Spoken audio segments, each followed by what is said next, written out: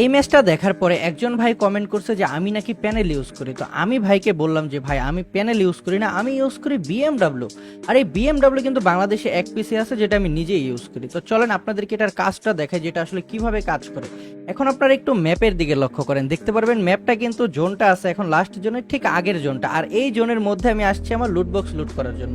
কারণ এই লুট বক্সে আছে স্নাইপার, আর এই স্নাইপারটা নিয়ে আমি যখনই জোনের দিকে যাইতেছিলাম ঠিক তখনই দেখি যে আমার উপর দিয়ে আর কি আকাশের উপর দিয়ে একটা প্লেয়ার গেল। তো ওই প্লেয়ারটাকে তোমার শট দিয়ে দিলাম, যদিও হেডশট না বডি শটই। তো এই প্লেয়ারটাকে ডাউন করার পর সামনে আবার আরেকটা প্লেয়ার ছিল, এটাকেও মারার সাথে সাথে ওদের ফুল স্কোয়াডই শেষ। এখানে স্কোয়াডটা শেষ করার সাথে সাথে আবার আমার একটা টিমমেটও শেষ। তো আমরা এখন তিনজন আছে আর এনিমি আছে একটা স্কোয়াড, মানে অপোনেন্ট স্কোয়াডের তিনজন আর আমাদের স্কোয়াডের তিনজন। তো এখন হবে 3v3 একটা ফাইট। তো এই ফাইটের টাইমে তন্ময় ভাই আবার হয়ে গেছে ডাউন। তো জোন পুষার এখন বাইচা ছিল আর আমি বাইচা ছিলাম। তো জোন পুষার আপ্রাণ চেষ্টা করতেছে তন্ময় ভাইকে বাঁচানোর জন্য, আর ওইদিকে আবার আমি সামনে একটা প্লেয়ারকে আইরিশের মাধ্যমে ডাউন করে দিই, মানে গ্লোয়ালের মধ্যে দিয়ে ডাউন করে দিই। ডাউন করার পরেও নর্মালি কনফার্ম হয়ে যায়। আর এদিকে তন্ময় ভাইও কিন্তু রিভাইভ পেয়ে গেছে। আর আপনারা ভিডিওটা এই অবধি যারা যারা দেখছেন তারা অবশ্যই আপনাদের আইডির লেভেল কার কত অবশ্যই সেটা কমেন্টে জানাবেন। আমি নিজে দেখতে চাই কার আইডি লেভেল কত, মানে কারা কারা কোন লেভেলের প্লেয়ার আমাদের ভিডিও দেখেন আমি দেখতে চাই, ঠিক আছে।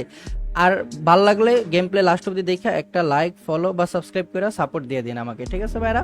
তো এই জায়গায় কিন্তু আমার টিমমেট অলরেডি সবগুলো শেষ, আর অপোনেন্ট টিমের দুইটা প্লেয়ার ছিল। তো একটা প্লেয়ারে কিন্তু আমি এখানে দুইটা শটের মাধ্যমে ডাউন করে দিছি।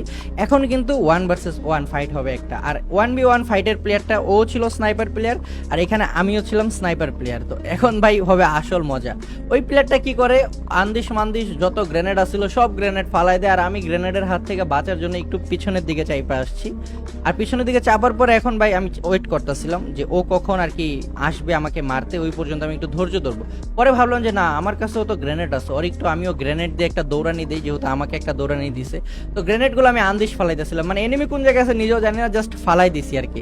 তো ফালানোর পরে দেখি সামনে একটা গোলাল, তো আইরিশটা অন করে একটা শট আর পর আরেকটা শট হয়ে গেল।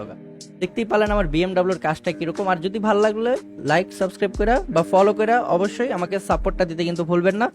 আর অবশ্যই আপনারা কার কত লেভেল কমেন্টে জানাই যাবেন। আশা করি ভিডিওটা একটু হলো আপনাদের ভালো লাগছে।